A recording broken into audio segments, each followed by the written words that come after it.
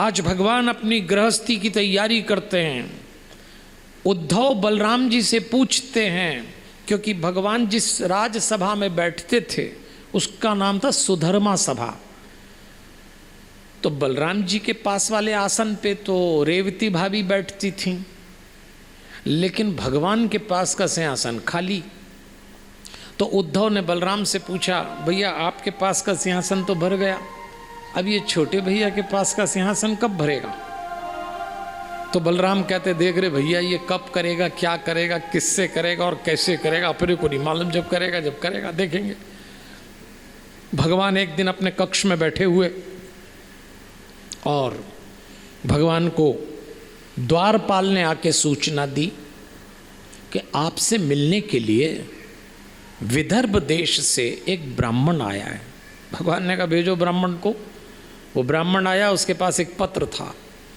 उसने कहा मैं राजा भीष्मक और उनकी रानी शुद्धिमती के यहाँ से आया हूँ। उनकी बेटी हमारी राजकुमारी जिनका नाम रुक्मिणी जी है, उन्होंने आपके लिए पत्र दिया है। पत्र भगवान के हाथ में आया, भगवान ने खोला और पत्र पढ़ना शुरू किया। मेरा अनुरोध है, कभी भागवत पढ़ने का अवसर मिले तो ये पत्र पढ़ना। रुक्मिणी जी ने कितनी मर्यादा, कितनी गरिमा के साथ वो पत्र लिखा था। ये दुनिया का पहला प्रेम पत्र था जो किसी ने किसी को लिखा, first love letter of the world. अब आप सुनो क्या लिखा।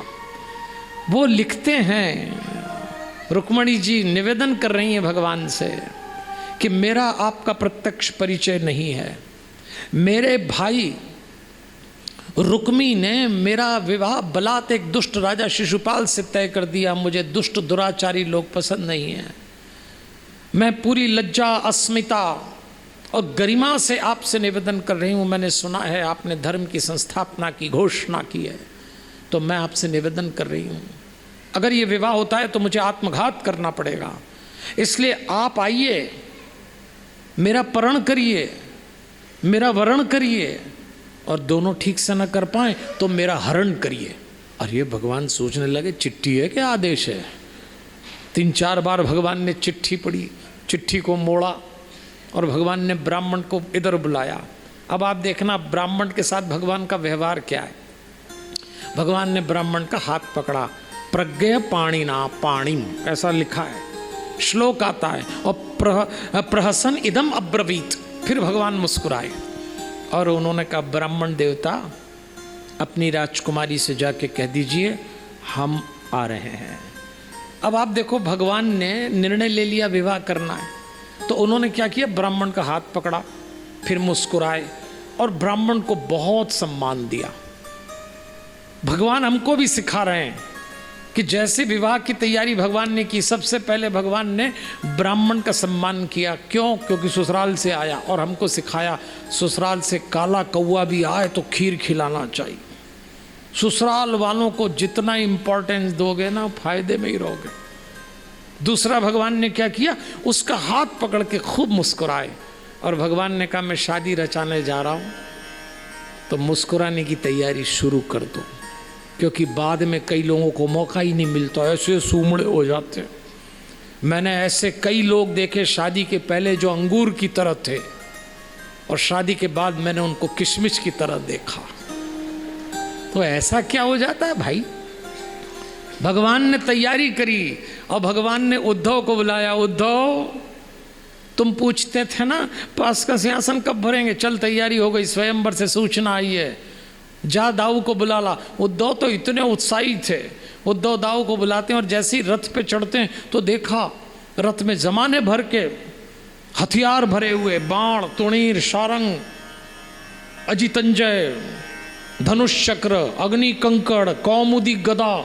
उद्धव सीधा साधा आदमी, उसने कहा भगवान से, भगवान आप तो कह रहे थे विवाह के लिए जा रहे हैं, ये इतने सारे हथियार। तो भगवान ने उद्धव से कहा बेटा तेरी भाभी ऐसे ही नहीं आएगी, युद्ध होगा, युद्ध, चल तैयारी कर, बुला दाऊ को। दाऊ को बुलाया। दाऊ से भगवान कहते हैं दाऊ स्वयंवर से सूचना आई है, राजकुमारी को लेने चलना है, पर युद्ध की संभावना है। दाऊ ने कहा चल छोटे, तैयार है, लड़ी लेंगे। उनको तो मारपीट के काम पहले ही बहुत पसंद थे। उन्होंने कहा तैयारी करो, यदुवंशियों की बारात तैयार हो गई। सज्जनों देवियों, चलिए हम भी धीरे धीरे इस बारात के साथ उस स्थान पे चलते हैं जहाँ भगवान की आगे की लीला होने वाली है। तो भगवान की बारात में तो चल सकते हैं ना। अभी समय 10 मिनट, मैं आपको बताऊंगा हम क्या लीला करने वाले हैं, पर अभी तो अपन भगवान की बारात में चलें और खुशियों के साथ चलें।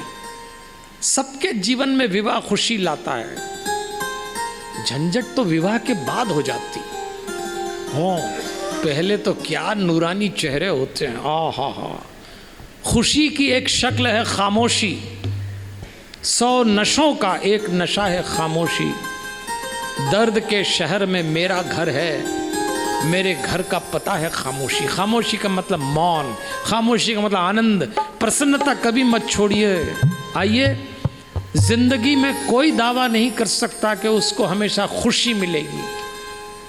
हर खुशी के पीछे गम है और हर गम के पीछे एक खुशी है। देखने का नजरिया आना चाहिए, देखने का होता है कभी कभी। यही शादी की खुशी गम में बदल जाती है, फिर इस गम को फिर खुशी में बदलना पड़ता है।